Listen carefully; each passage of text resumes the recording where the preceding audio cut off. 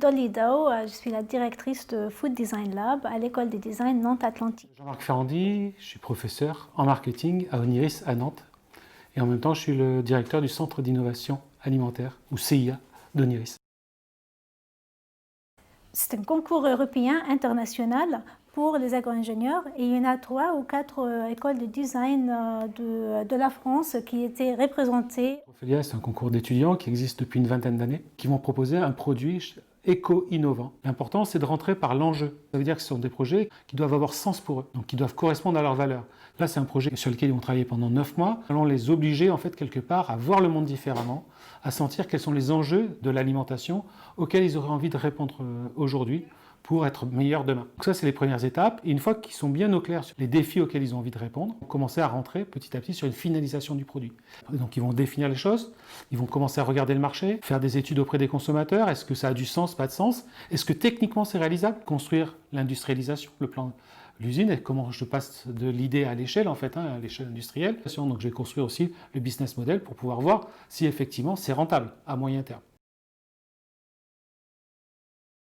Comment faisons-nous pour nourrir 9 milliards de personnes en 2050? Deuxième chose, que 75% de la population mondiale vivra dans des mégapoles.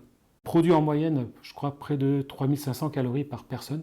Pour autant, on n'en a besoin que 2000 et qu'il y a quand même 800 millions de personnes qui meurent de faim. Parce qu'il n'y a pas un problème de répartition.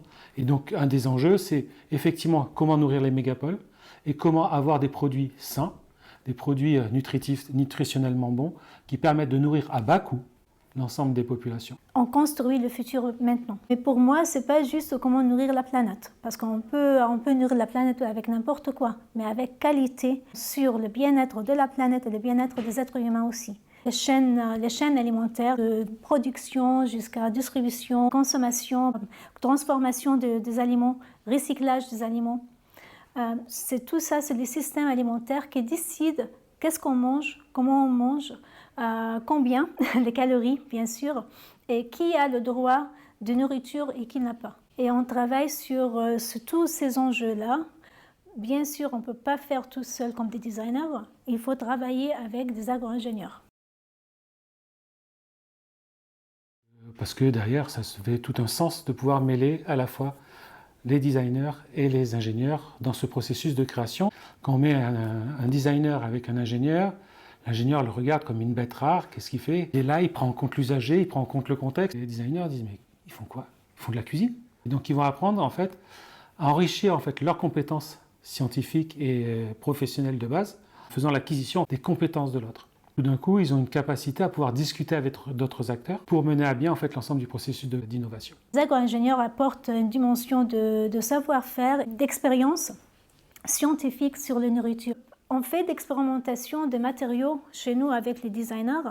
Ce qu'on fait, c'est sur la forme et la fonction d'usage. Ce que les agro-ingénieurs font, c'est plutôt sur la nutrition et la transformation des aliments lui-même, des ingrédients lui-même. Sur Ecotrophe, il y a par exemple le lait déchaîné. On peut manger les glands, pas de problème, mais on le mange grillé.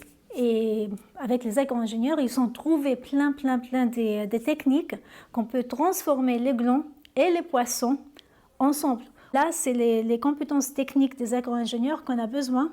Et les designers, il faut travailler sur la forme de produit lui-même et la fonction de produit pour savoir si on veut le manger comme un boucher ou on veut manger comme un plat, c'est quoi l'emballage, c'est comment on peut distribuer par exemple le pack.